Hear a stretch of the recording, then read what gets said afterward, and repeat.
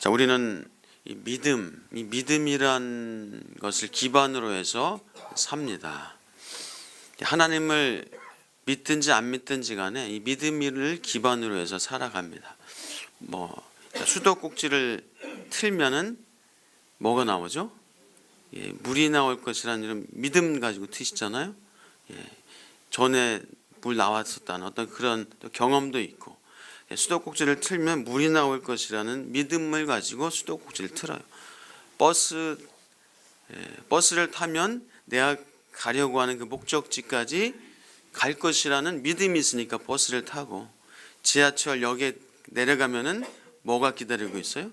뭐가 오죠? 지하철이 올 것이라는 믿음이 있으니까 지하철역으로 내려가고, 학교에 가면은 아이들이 있고 선생님이 있을 것을, 수업이 있을 것을 믿으니까 학교에 가고, 아침이 되면 해가 뜨고 저녁이 되면 해가 지고 달이 뜨고, 이럴 것이라는 믿음이 있으니까 우리가 일반적인 기본적인 삶을 살아갑니다. 근데 저는 어린 시절에 간혹 그런 꿈을 꾼 것 같아요. 학교에 갔는데 아무도 없어요.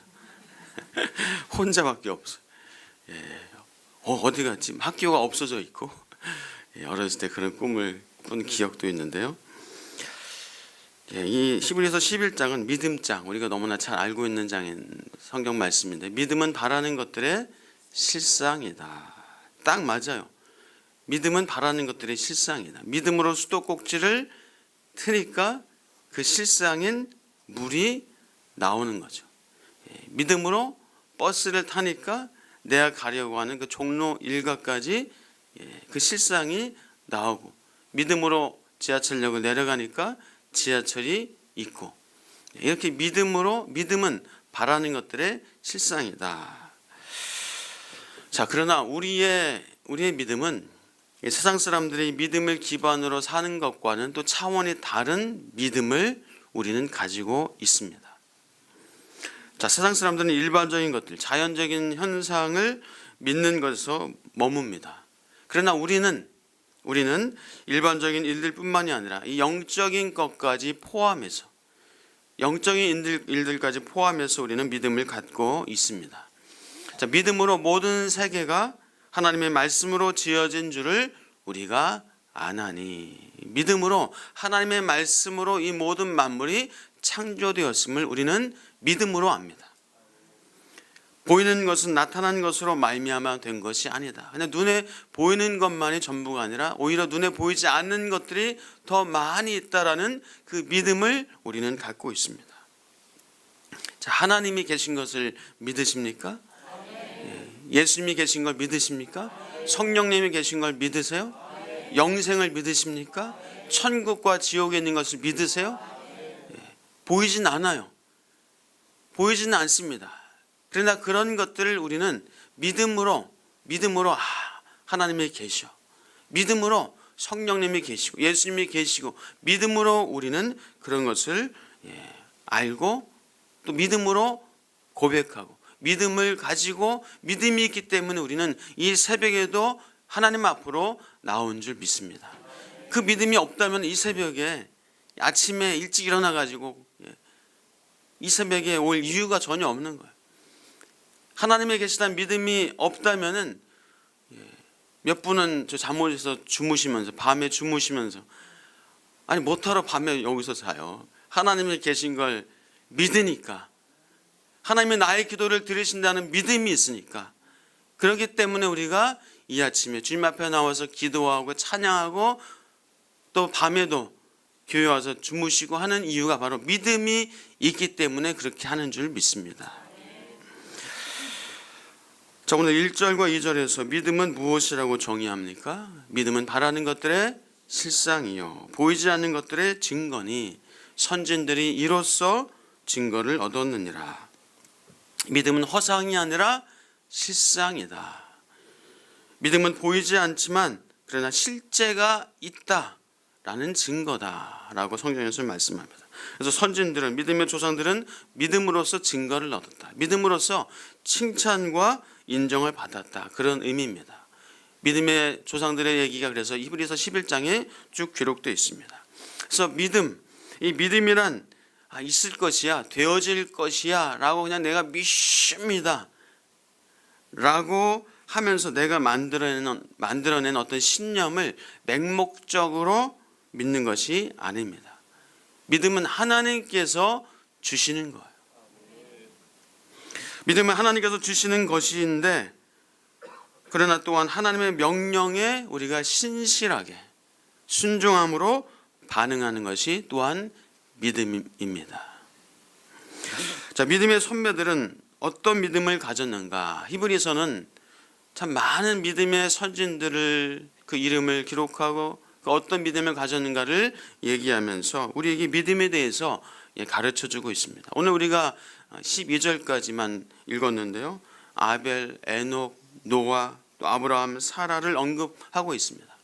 사실 이 한 분 한 분, 이 한 사람 한 사람, 아벨, 에녹, 노아, 이 한 사람 한 사람 한 분만 가지고도 몇 편의 글이 나오고 몇 편의 설교가 나오고 책을 한 권을 써도 사실 될 만한 그런 믿음의 거장들입니다.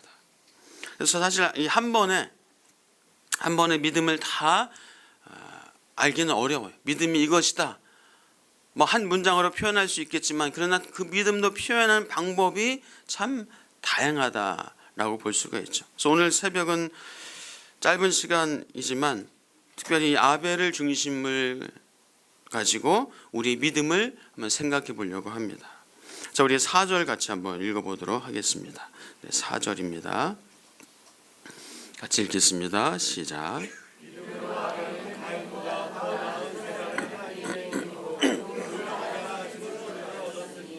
하나님이 그 예물에 대하여 증언하심이라. 그가 죽었으나 그 긴 믿음으로써 지금도 말하느니라. 아멘. 자, 믿음으로 아벨은 가인보다 더 나은 제사를 드려서 어떤 사람이라고 증거를 얻었다고요? 의로운 자라. 믿음으로 가인보다 더 나은 제사를 드려서 의로운 자라라고 그렇게 인정받고 칭찬을 얻었다라는 얘기입니다. 자, 제사 비슷한 것 같은데, 같은 제사를 드렸는데 하나님은 왜 아벨의 제사만 받으셨을까요? 왜 가인의 제사는 받지 않으시고 아벨의 제사만 받으셨을까요? 크게 이제 두 가지 얘기를 하죠. 아벨에게는 양을 바치는 이 피 제사가 있었기 때문이다.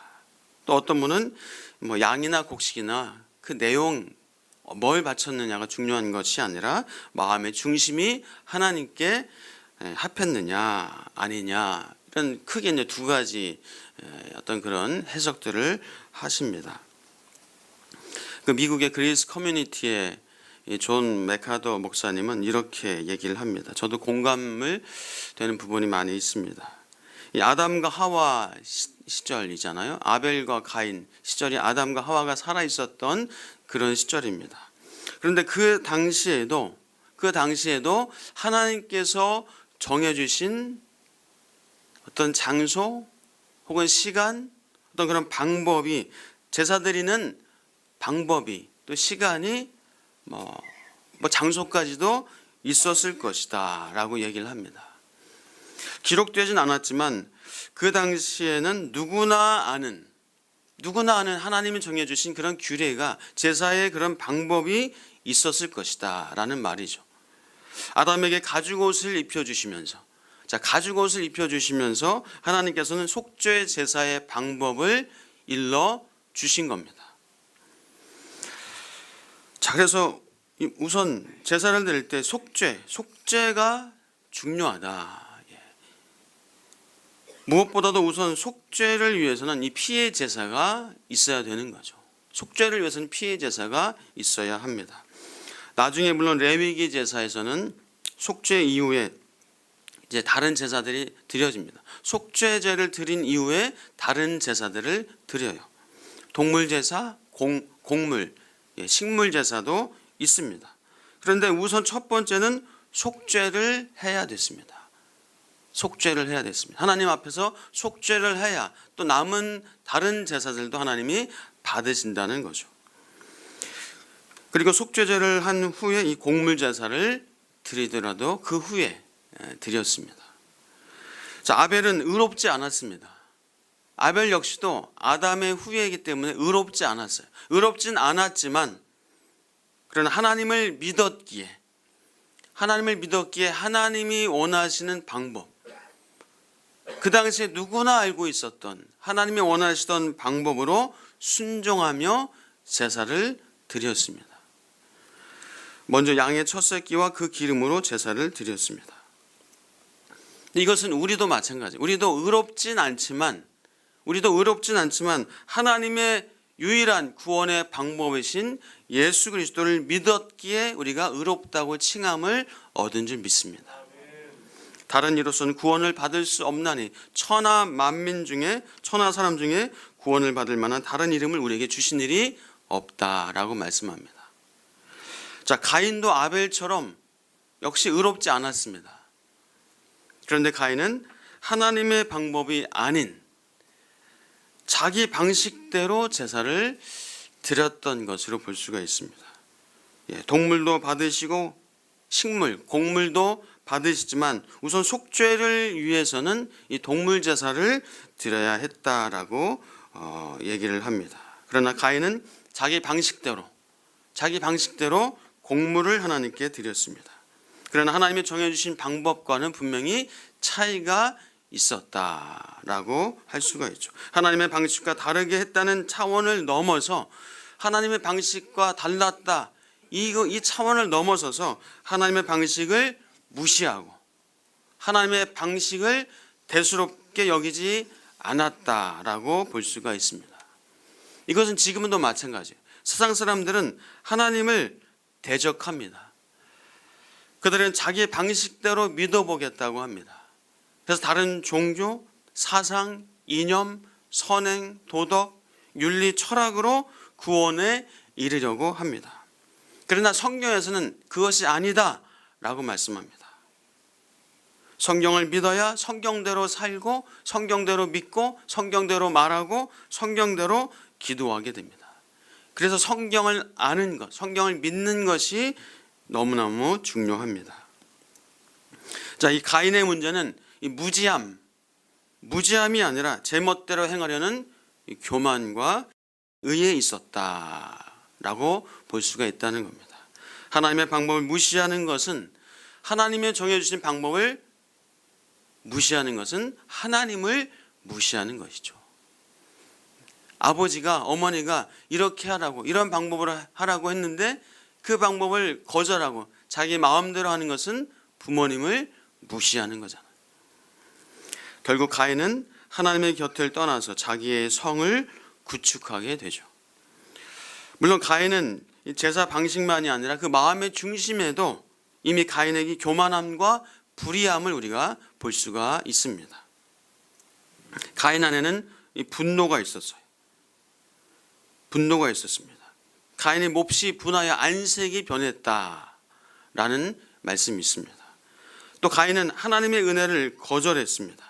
죄가 문에 엎드려 있느니라. 죄가 너를 원하나 너는 죄를 다스릴지니라 라는 기회를 주셨건만 가인은 그 은혜를 거절했습니다. 결국 살인을 저질렀습니다. 그리고 하나님께 거짓말하면서 빈정댔습니다. 내 아우 아벨이 어디 있느냐라고 물으실 때 내가 동생을 지키는 자니까 하면서 빈정대고 하나님 앞에 거짓말을 했습니다. 그는 회개가 없었고 그저 자기 연민에만 빠졌습니다. 땅에서 저주를 받을 것이다. 너는 땅에서 유리하는 자가 될 것이다. 하니까 내 죄벌이 너무나 무겁습니다.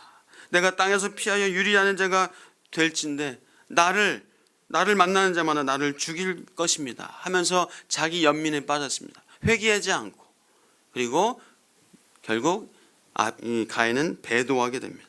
가인은 여호와 앞을 떠나서 에덴 동쪽 놋 땅에 거주하면서 거기서 이 하나님을 대적하는 그런 자손 후손을 낳게 됩니다.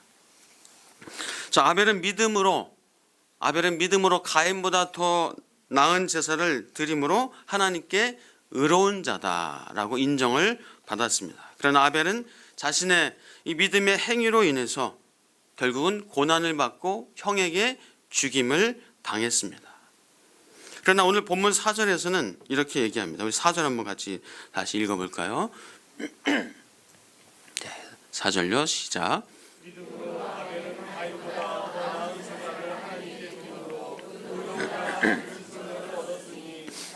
그 예물에 대하여 증언하심이라. 그가 죽었으나 그 믿음으로써 지금도 말하느니라. 그가 죽었으나 그 믿음으로써 지금도 말한대요. 아벨의 육체적 고난과 죽음이 비록 이 세상에서는 이 실패인 것처럼 보일 수도 있지만 하나님 앞에서는 진정한 승리자로 서 있고 여전히 살아서 믿음으로 증거하고 있다. 아벨은 지금도 우리에게 말하고 있습니다.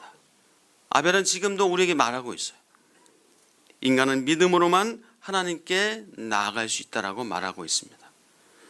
인간은 자기 이성을 따라서 하나님의 방법을 무시해서는 안 된다라고 말하고 있습니다. 인간은 하나님의 말씀을 지켜야만 그것에 순종해야 한다라고 우리에게 말하고 있습니다. 하나님의 표준에 순종하지 않는 그 죄는 망하게 된다라고 우리에게 말해주고 있습니다. 자, 사랑하는 여러분, 우리 하나님이 내게 주신 이 말씀, 그것을 믿는 것, 그것이 하나님을 경외하는 믿음이고, 하나님이 나에게 주신 이 성경 말씀, 이것을 믿는 것이 하나님이 기뻐하시는 믿음이라는 사실을 주의 이름으로 축복합니다. 내 방식, 내 방법이 아니라 하나님이 내게 주신 이 말씀, 이 말씀을 믿는 것, 그것이 하나님을 경외하고 인정하는 것입니다. 자, 우리 5절과 6절 같이 읽겠습니다. 5절과 6절입니다. 네, 이제 에녹에 대한 말씀인데요. 5절 6절 시작.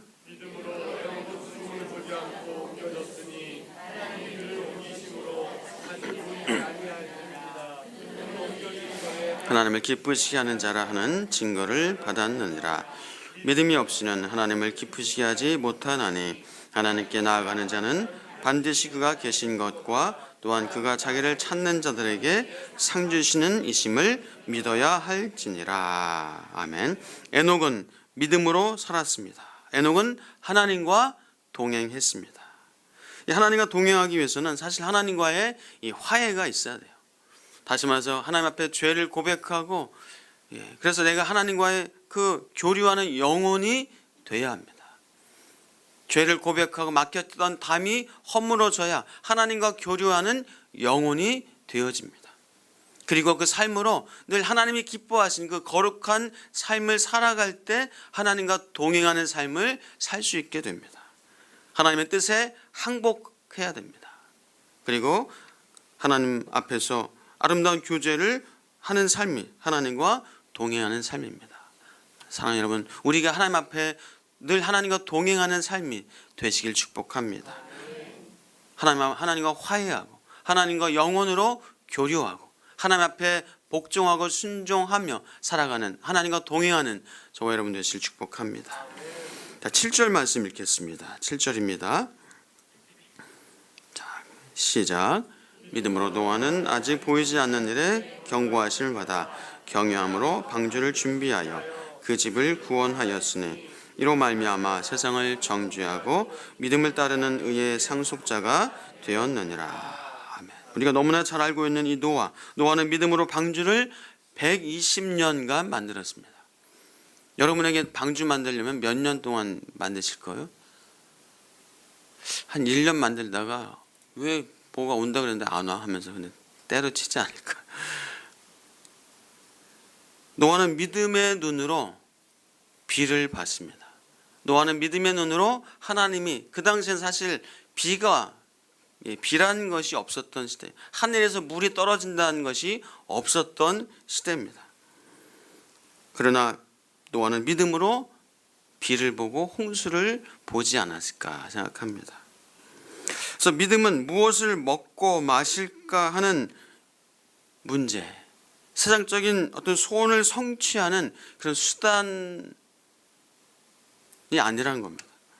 믿음은 하나님의 약속을 바라보고 현재적인 삶에서 고난과 핍박이 따름에도 불구하고 하나님의 뜻에 신실하게 반응하는 것이 믿음입니다.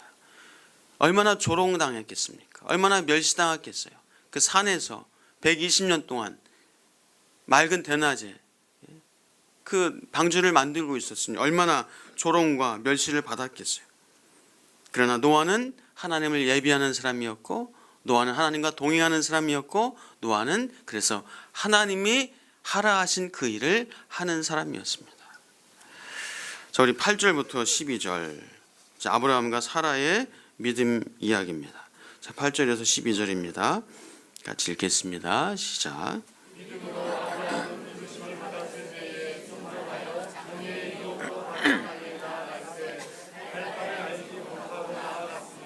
믿음으로 그가 이방의 땅에 있는 것 같이 약속의 땅에 거류하여 동일한 약속을 유업으로 함께 받은 이삭 및 야곱과 더불어 장막에 거하였으니 이는 그가 하나님이 계획하시고 지으실 터가 있는 성을 바랐음이라. 믿음으로 사라 자신도 나이가 많아 단산하였으나 잉태할 수 있는 힘을 얻었으니 이는 약속하신 이를 미쁘신 줄 알았음이라. 이러므로 죽은 자와 같은 한 사람으로 말미암아 하늘의 허다한 별과 또 해변의 무수한 모래와 같이 많은 후손이 생육하였느니라. 아멘. 노아가 믿음으로 비와 홍수를 보았다면 아브라함은 믿음으로 약속의 땅을 보았습니다. 갈 바를 알지 못하고 나아가는, 사실 그 당시 고대 시대에는 자신의 본토 친척을 떠난다는 것은 거의 죽음을 각오하는 겁니다. 본토 친척은 거기서 보호를 받습니다. 친척 시족 사회에서 보호를 받아요. 그 지역을 벗어나면은 다른 족속, 다른 이방 족속과 맞닥뜨리게 되고 어떤 해코지를 당할지, 어떤 강탈을 당할지, 심지어 죽음을 당하는 것은 너무나 어렵지 않은 그런 시대였습니다.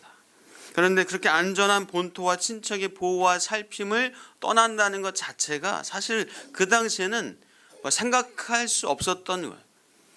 그래서 우리가 아브라함이 그 아내 사라를 누이라고 속인 것도 사실 그 당시 상황을 좀 생각하면은 조금은 이해가 되는 상황입니다.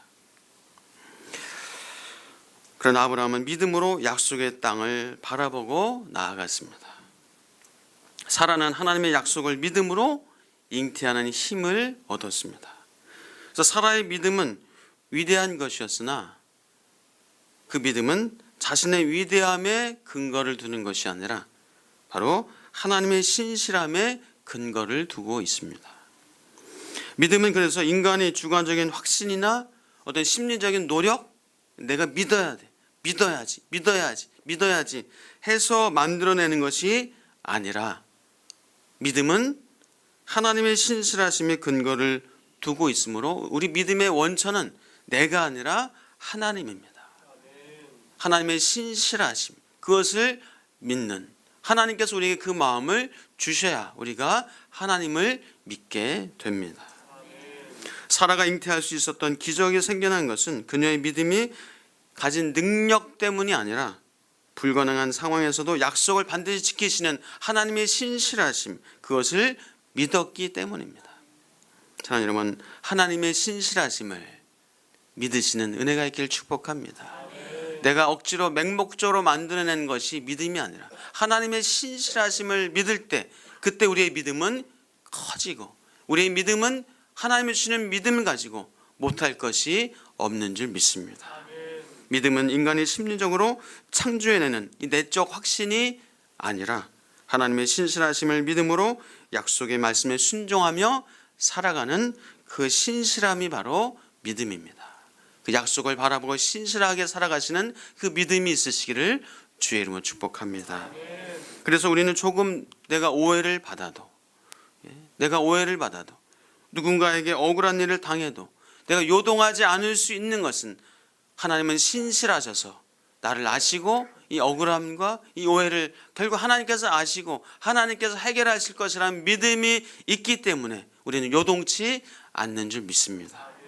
아직 취업이 안 되었어도, 아직 자식이 없어도, 아직 이루어진 것이 없어도, 아직 눈에 보이지 않아도, 손에 잡히지 않아도 그것 때문에 요동치 않는 것은 하나님께서 분명히 아시고 내게 가장 필요한 것을 주실 것이라는 그 믿음이 있기 때문에 우리는 요동치 않고 하나님의 신실하심에 우리의 뿌리를 두고 우리는 견고하게 설 수 있는 줄 믿습니다.